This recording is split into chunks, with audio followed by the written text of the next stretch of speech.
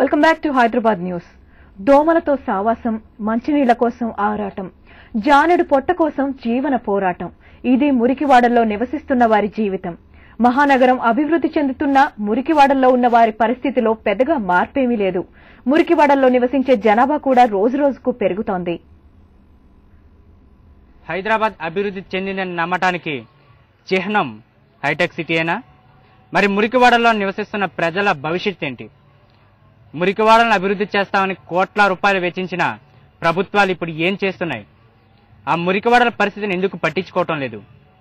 వీటన్నిటిపై 24 గంటలు ఓ exclusive story.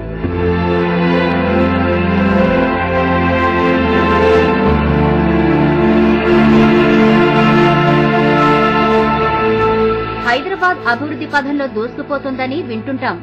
నగరం ఎంత అభివృద్ధి చెందుతున్నా మురికివాడలు మాత్రం ఇప్పటికీ అలానే ఉన్నాయి. 2011 జనాభా వివరాల ప్రకారం గతంతో పోలిస్తే మురికివాడల్లో జనాభా 264% పెరిగిందని అంచనా.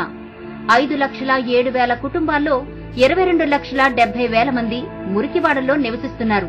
అంటే మహానగరంలో ప్రతి నలుగురిలో ఒకరు మురికివాడల్లో నివసిస్తున్నవారే.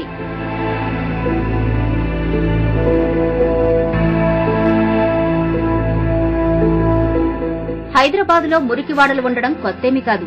కానీ వారి బతుకుల్లో మార్పు రాకపోవడమే ఆలోచించాల్సిన విషయం.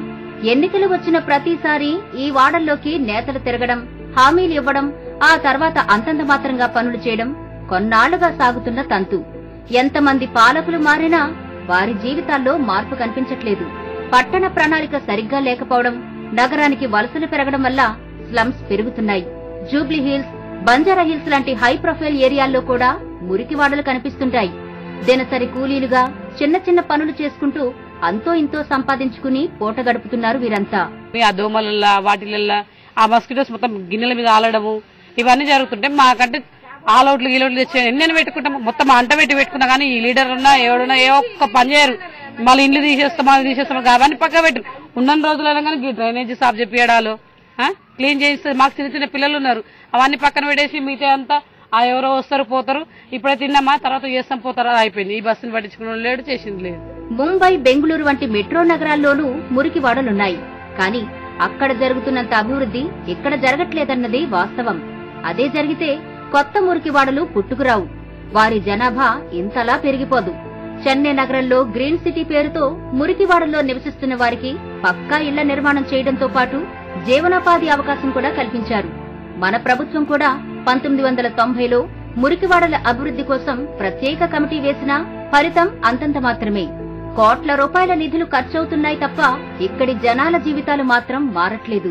కొంచెమన్నా వాళ్ళకి ఇంత ఎలక్షన్లలో గెలుస్తారు, కోట్ల రూపాయలు తీసుకుంటా కానీ మాకేం చేయండి, వాళ్ళకి సాయం జరిగేదా? గరీబాలు బతుకుతుంటారు, అది చేస్తుంటారు. కొంచెం దయచేసి ఇక్కడ రావాలా, వస్తామని బొట్లు పెడతారు, మేడలలో దండలు వేస్తారు, చాలా డబ్బు కొట్టుకుంటూ వెళ్ళిపోతారు. అది పని కాదు. ముంగట కాలు పెడితే చేసిన నెలల్లో కూడా వెళ్ళిపోవాలి అంతే. ప్రస్తుతం హైదరాబాద్ లో 2,000కు పైగా మురికివాడలున్నాయని అంచనా. మురికివాడల్లో పక్కా ఇళ్ల నిర్మాణం చేపడతామని 2004లోనే హామీ ఇచ్చారు. తమను ఆదుకోవాలంటూ మురికివాడ వాసులు ప్రభుత్వానికి వినతి పత్రం అందజేశారు. హామీలు, వినతులు అలాగే ఉన్నాయి తప్ప అభివృద్ధి మాత్రం కనిపించట్లేదు.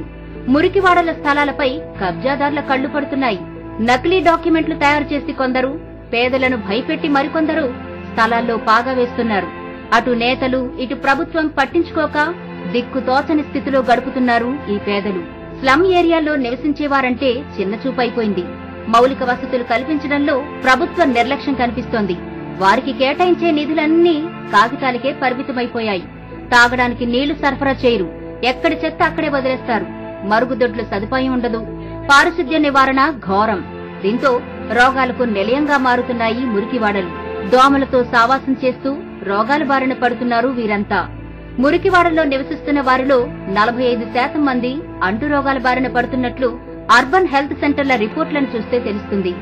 అధికారులకు ఎన్నిసార్లు ఫిర్యాదు చేసినా తమ గురించి పట్టించుకోలేదని ఆవేదన వ్యక్తం చేస్తున్నారు. మాకు ఇన్ని బాధలు తట్టుకోకుండా ఉంటున్నాం కాబట్టి మాకు దోమలకు ఇవన్నీ చెత్త చెదరు దోమలు తట్టుకోలేక ప్రతి ఒక్క ఫోన్లు చేయడం జరుగుతుంది, వాళ్ళకి వీళ్ళకి చేయడం జరుగుతుంది. మాకు ఎన్నో ఇబ్బందులు ఉన్నాయి కాబట్టి ఈ ఇబ్బందులు తీర్చాలని చెప్పి నేను ఎమ్మెల్యేని కానీ కౌన్సిలర్ని కానీ మరి మీ స్టూడెంట్ అని కోరుతున్నాను. హైదరాబాద్ ను మురికి వాడలు లేని నగరంగా మార్చేందుకు కేంద్ర ప్రభుత్వం రాజీవ్ ఆవాస్ యోజన పథకం కింద 545 కోట్ల రూపాయల నిధులను 2011లో ప్రకటించింది. అప్పటికే నగరంలో 1472 మురికివాడలను గుర్తించారు. పక్కా ఇళ్లను నిర్మించి ఇవ్వడం, భూగర్భ డ్రైనేజ్ వ్యవస్థను నిర్మించడం, నీటి సరఫరా వ్యవస్థను ఏర్పాటు చేయడం, సిమెంట్ రోడ్లను వేయడం, వీధి దీపాలను అమర్చడం లాంటి మౌలిక వసతులు కల్పించడమే ఈ పథకం లక్ష్యం. కానీ ప్రస్తుతం నగరంలో ఉన్న మురికివాడల దుస్థితి చూస్తే ఆ పథకం లక్ష్యం ఏ మేరకు నెరవేరిందో అర్థం చేసుకోవచ్చు. మేమున్న వాళ్ళమైతే కాదు, మాకు ఇళ్లలో వాటర్ వచ్చి వస్తాము. వర్షాకాలం వచ్చిందంటే మాకు చాలా ఇబ్బంది. దోమలు, చెత్త ఇట్ట అంతా మోడీలు నిండడము ఏమాత్రం మాకు మంచిగా లేదు. గవర్నమెంట్ వస్తే మాత్రం మాకు ఇళ్లు కట్టేయాలని కోరుకుంటున్నాం సార్. మహానగరం అభివృద్ధి పథంలో దూసుకుపోతోందని చెప్పుకోవడం కొన్ని అంశాలకే పరిమితం. మురికివాడల్లో నివసిస్తున్న 22 లక్షల మంది జీవితాల్లో కూడా వెలుగులు నింపినప్పుడే నిజమైన అభివృద్ధి సాధ్యం. ఆ రోజు ఎప్పుడొస్తుందో వేచి చూద్దాం.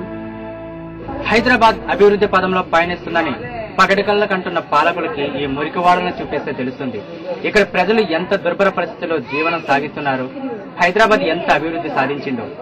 మరి ఇప్పటికైనా ఇటు పాలకులు అటు ప్రభుత్వాలు స్పందించి ఈ మురికివాడలను అభివృద్ధి చేసినప్పుడే నిజమైన అభివృద్ధి సాధ్యమవుతుందన్న సత్యాన్ని గమనించి ఈ మురికివాడలను అభివృద్ధి చేసి ఇక్కడ జనాలను ఆదుకోవాలని ఇక్కడ నివసిస్తున్న ప్రజలు కోరుకుంటున్నారు. వీడియో జర్నలిస్ట్ మధుతో ఎంఏ రాజు, 24 గంటలు, హైదరాబాద్.